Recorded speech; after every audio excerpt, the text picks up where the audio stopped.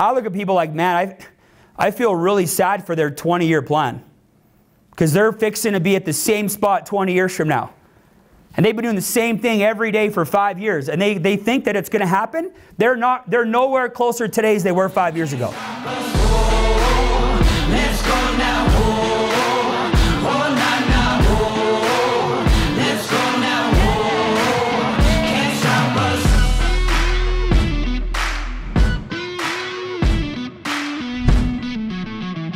This is number one to back engineering your life. Give yourself permission to think big. Give yourself permission to think big. The first thing that you need, if you haven't done it in a while, is you need what I call a discovery meeting. I want you to take some time with yourself, whether it's an hour or 2 hours or 4 hours. Maybe it's a weekend. Maybe it's with your spouse. I want you to get into a room or get into an environment where all you do is think about the future. All you do is think about the future. And you write some things down. And you're very unrealistic. Write that down and circle it. Unrealistic. It's unrealistic people that always rule the world.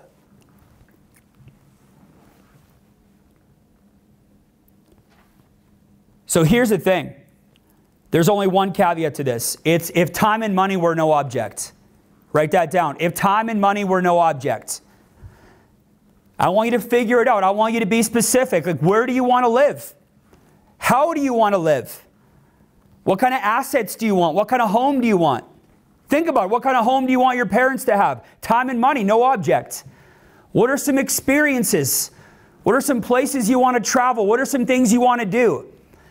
Man, one of the first things I put down on my bucket list tray when I first started, I was 23 years old. I had no kids, no kids in sight. None on the horizon. And you know one of the first things I wrote down was? When my youngest child was 8, I wanted to homeschool my kids so that we could travel to the Mediterranean and we could live on the Mediterranean for an entire year. We would sail the Mediterranean for an entire year. Homeschool our kids. That was on my top 10 list when I started at 23 years old. Well, guess what we've done since our kids are born? We've been homeschooling our kids from day one. Guess what I'm gearing up for? I'm gearing up for 6 months in the Mediterranean on a private yacht. But guess what I did, Trey? I figured out how much that was going to cost. 15 years ago, I figured out how much it was going to cost. I already knew. So what are some experiences that you want? How do you want to raise your family? What kind of conditions do you want to raise your family in? You know, thinking about this stuff doesn't mean it's just you diving into a pile of cash. This is not you getting a big fake grill with gold teeth and a big, unless that's what you want, unless that's on your list. How about your health? How do you want to take care of your health? What kind of food do you want to eat? Where do you want to shop for food? Really start to think about it. What if you didn't have to go to Superstore anymore and buy the 2-for-1 meat? Yeah, it's 2 for 1 for a reason. What if you only bought the freshest food? What if you didn't have to put any preservatives in your kid's body? Ever? What about personal care? What kind of retreats would you do? Would you go to the Tony Robbins Fiji event, 20 grand? Would you do the Joe Dispenza course? Where would you go? What would you do? Where would you go for you? Like you time, therapy. Maybe you need 6 days a year in Fiji, just you, to reset, Dwayne, and refocus, and figure out, I got goosebumps. You guys got goosebumps? Man, I got chills, right? Therapy options. Now I'm not talking about the therapy necessarily you're thinking about, but there's blue light therapy, there's water therapy, there's all sorts of things you can do to heal your body. What about financial? How much money do you want to have saved? When you look at your bank account, how much money do you want to see in your bank account long term? Contribution. What would you give? What is an organization that you really want to give to?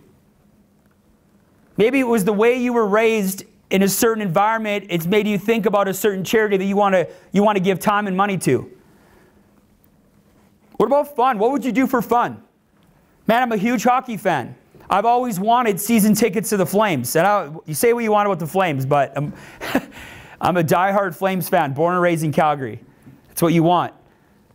Man, like 6 years ago, I picked up Flames season tickets. I got 4 tickets, lower bowl. Not here to brag, But guess when I wrote down season tickets to the Flames, Trey? My original top 25 goal list when I was 23 years old I wanted 4 tickets, season tickets to the Flames. You know what I did that year? I put myself on the wait list. Do you know how long I had to wait? I had to wait 6 years on the wait list before they called me. When they called me, I had the money. I mean, it's by design. It's by design. And the last thing under this first category that I want you to think about is write the word feeling down. Feeling. How do you want to feel? How do you want to feel? Not just how do you want to live, not just what your assets, your experiences, or your travel, not just your personal care, not your financial status. How do you want to feel?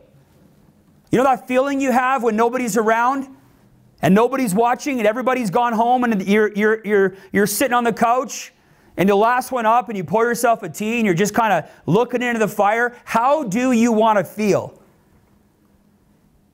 I have thought about the feeling more than I've thought about any of the other ones combined. You know, you make $1 million a year. People say, how does it feel to make $1 million a year? Well, it feels like I thought it was going to feel the 100,000 times I felt it already. And the closer I got to it, the more I kind of knew what it was going to feel like. So when I got, it was the most anticlimactic thing that's ever happened to me in my life, was crossing over a 7-figure income. You will not wake up by accident and be making 6 figures or 7 figures. That's not going to happen. So then I want you, so number 2. Now we go all night on this one. Number 2, I want you to set a timeline to acquire these items. I want you to set a timeline to acquire these items. When? When do you want this stuff? And depending on what it is, you'll have a different date. I want it, like I'm talking about on purpose, with purpose. I want season tickets within 5 years. I want to take my kids to Africa on a 3-week safari in 6 years. The way I want to do it, that's a $75,000 trip, the way I want to do it. Full security detail, fly private. I know how I want to go on safari. I got it all figured out. So I want you to set a timeline to all those items. Man, I love setting like 1 year, 5 year, 10 year, 25 year timelines. I even have a few timelines that I just write end of life. End of life timeline. How do I want to feel? Powerful, isn't it? I do this stuff all the time. This is what I do in my spare time. This is what I do when I've made my last call, when I've seen my last client, when I turn my Zoom off for the final call of the night. I sit and I think about this stuff. Number 3, now you have to write down where you need to be. Now you need to write down where you need to be in terms of cash flow. You got to write down where you need to be by that date in terms of cash flow. Things like money saved, right? So cash flow, money saved, size of your business here, size of your business. Because remember, this is the domino that's going to knock that stuff over. So now we're bringing it back in. We started big, now we're coming back in. I want to be debt-free with $100,000 in the bank within 5 years, which means I need to be at a certain cash flow point, an amount of money saved, or a certain size of business by a certain time. For example, in 10 years, you might need to be a CEO earning $500,000 of income residually within 10 years. That might be in line with one of your big goals, but you need to figure out exactly where you need to be by a certain date. Because if you're leaving it to chance, you're acting like you have all this runway. Like you have another 60, 70 years of runway. Man, one of my good friends in college lost his wife 2 weeks ago. 36 years old. On the way to school. Grade 5 teacher in Edmonton. The back of a semi-truck came loose, came across the median, hit her head on the other way. On the way to school. It's over. 36 years. That's it. My uncle, Brian, died of AIDS when he was 32 years old. You want to watch a tragic tragic death. Watch somebody in their early 30s die of AIDS.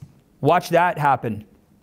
Ripped our family apart emotionally. So you better start figuring this stuff out. You better get on this stuff. Or are you waiting for that diagnosis? Is that what you're waiting for? You waiting for the diagnosis? You got 3 to 8 years to live. Is that what you're waiting for? Number 4. Now I want you to break it down into chunks. Break it down into chunks.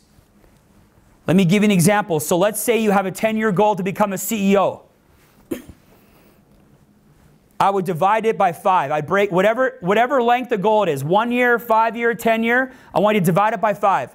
So let's say I have a 10-year goal to be earning $500,000. Or I have a 10-year goal to save 500 grand. I want you to divide it into 5 sections. So if you have a 10-year goal, what's 10 divided by 5? It's 2. So you're in 2-year sections. Okay? The first section, you're going to do 10% of the goal.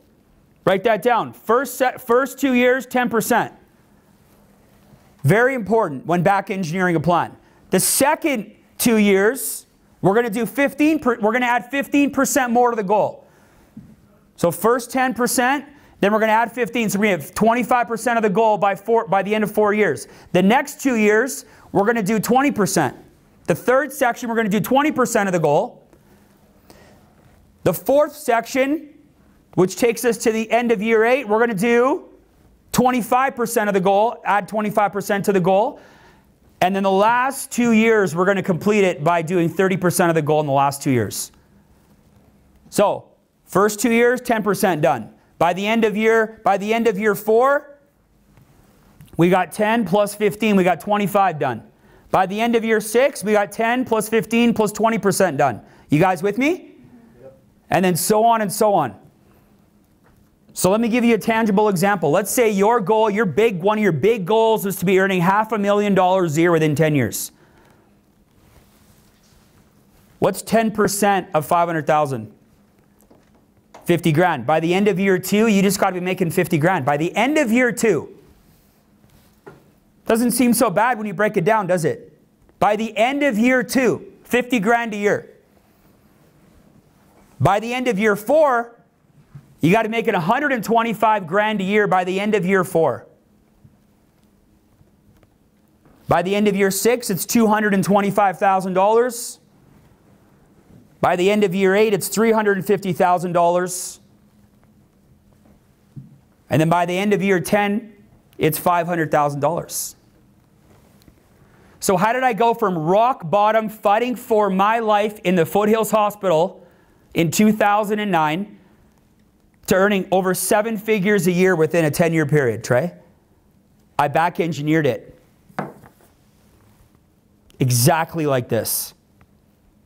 Exactly like this. And although I thought I could get it done sooner, I back engineered it to a 10-year plan from scratch. And I just focused on one thing at a time. One thing at a time. Man, you look at 50 grand after your second year, that means by the end of year 1, you only got to be at $25,000. By the end of year 1, 25 grand. Is that powerful? When you break it down, it's so easy to do, it's so easy not to do. The reason that people don't go after it and they don't appear to be actually fighting for something is because they have no idea where they're going. They have no idea what's on the line. They have no idea what they're giving up on because they've never put it down on paper. And the fifth thing I want to talk about is, now you got this, I want you to break it back into 3-month chunks. Break it back into 3-month chunks. You should be setting goals 12 weeks at a time. 12 weeks at a time. One of the best books you'll read for goal planning is 12-month year. 12-week year, pardon me. 12-week year. So, if you got to be making 50 grand by the end of year 2, that means you got to be at about 25 grand after year 1, yes? Okay? What's 25 grand divided by 4 quarters? First quarter, you got to make $6,200 in 3 months. $6,200 the first 3 months. If you're at a 36% contract, you have to write 17,000 points in a 3-month period. 3-month period to make $6,200. Here's the mistake people make. They make $6,000 by accident or just by doing the business. They look at it as $2,000 a month over 3 months. I look at it as the first domino of my $500,000 plan. Do you guys see the difference? Oh man. In my model, 8 appointments, you help 3 families, 8,000. In my model, every appointment equals out to be about 1,000 points. So what do you need? You need 20 new appointments over 3 months to write that 20,000 points. 20 new appointments over 3 months. You divide that by 3, it's 8 appointments a month. A month, which is 2 a week. But to do 2 a week, you have to book 4. Do you guys see where I'm going with this? You got to book 4. Here's what most people do. They book 3, they get on 1, and they don't understand the compound effect that is working against them.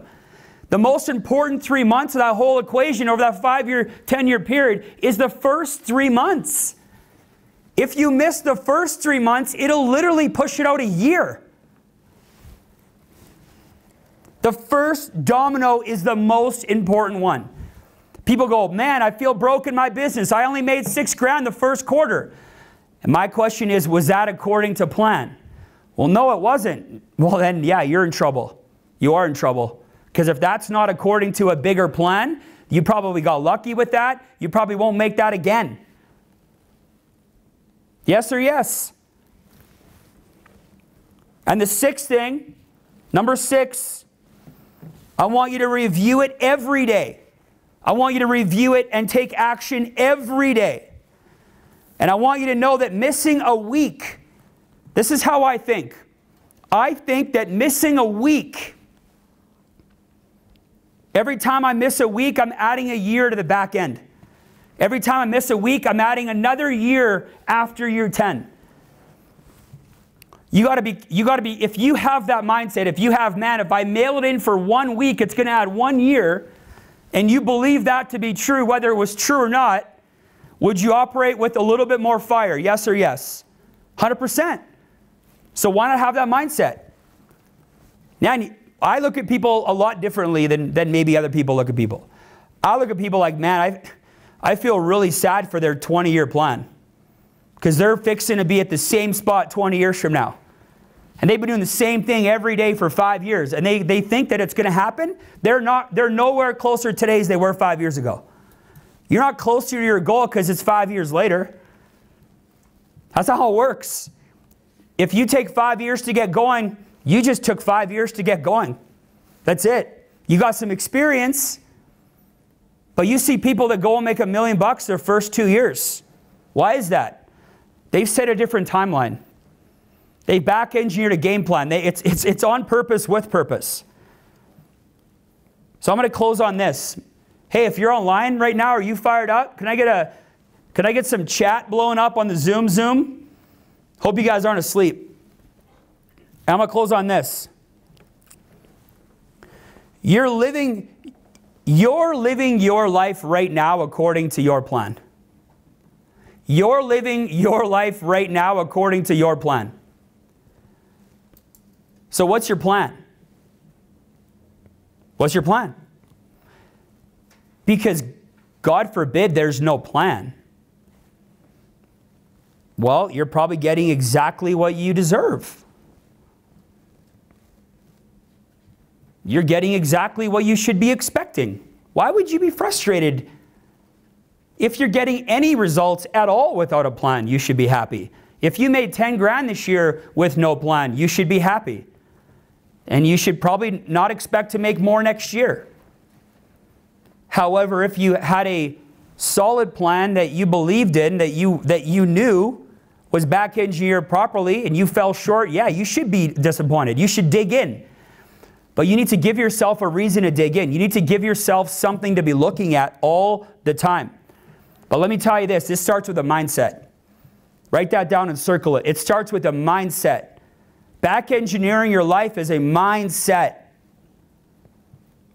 And once it's a mindset, it's developed into a vision. And once it becomes a vision, then you get up every day and you go to work to make that thing happen. Every day you go to work. Are you going to have down days? Heck yeah. Do I have super unproductive days? Oh yeah, I do. Lots. But a lot less than I did when I was operating without a plan. At least I'm self-aware to know that, man, I'm off task today. I'm a little out of control. And sometimes you schedule those times in and you schedule 2-3 days to just kind of, you know, hang out and do nothing. That's okay too. Nobody's Iron Man in the room or Superwoman. According to plan. It's according to plan, by design. Back engineering your life by design. You would never condemn a house that was half built because you knew there was blueprints for a finished product. A lot of you guys are condemning a half-built house. Your half-built house, your life, and you're hard on yourself. And the reason you're condemning it is because you feel like you should be further ahead. And I say, I think you're on track according to your plan. And if you don't have a plan, you're in trouble. You're in trouble. That house is never going to get built. You're never going to move in. It's going to be a cash cow. You're going to spend a lot of money building that thing. You're never going to move in. Man, I work 6 days a week because I've designed my life. I've designed my life. That's why I work 6 days a week. I'm here tonight because we've designed our life. Our life now is being built. You're building your life. You're building your story. The building blocks are being set. The foundation is poured and it's starting to harden. And you get to decide what that thing starts to look like. And if you're not aware, or you don't take time, or you don't spend energy writing it down, thinking about it, you know what it's probably going to look like? Your house is probably going to look like what everybody else thinks it should look like. Just like every other house. Same color, same style, same block, same energy, same everything. So I want to close on this. I want to leave you with this thought. When's the last time you actually spent some time designing your life? Going at this with purpose, on purpose. Because if you operate with purpose, if you have intention, if you are back engineering a plan according to plan, and there's timelines and there's dates, you don't go home at 3 o'clock with no appointments booked. You don't go home when somebody reschedules on a 1 o'clock on Saturday. You refill that time. You use that time. You don't take shortcuts when it's on purpose. Because you know what you're working towards. You're fired up. You're engaged. You know, and I'll talk to our base shop about this today. Like our son was in the hospital all day today with Crohn's disease. He's really sick and he's been off a lot of food and he's going through a really challenging time in his life right now. He's 8 years old. He's sicker than I ever was at that age. And, you know, I always say there's two things that someone's going to need from you. It's time or money. And today our son needed our time. So my wife got to be at the hospital all day with him. We sent Anna and Piper off to probably Grandma and Grandpa. And my wife spent the whole day with him while I was here. I was the last person he talked to on the phone before he went in. I was the first person he called when he came out. I just put everything on pause. I waited for him to call. He's at home. He's safe. We're both here tonight. Both of us are here tonight. By design. On purpose. I mean, I love you guys more than anything, but I don't love you more than my kids. If there was anywhere else I needed to be tonight, I would be there. But I need to be here. My 10-year plan for my family requires me to be here tonight. That trip to Africa requires me to be here tonight. The best medicine, the best care in the world for our son requires me to be here tonight. We got a lot of battles ahead of us in the Holbrook family. We're excited for those challenges. And I'm ready. I'm building my army. I'm building my war chest. I'm building my time. So when real tragedy hits, bring it. Bring it. I'm going to be sitting on a pile of cash and a pile of time. And you know what? That'll help with a lot of the things that we're going to be going through.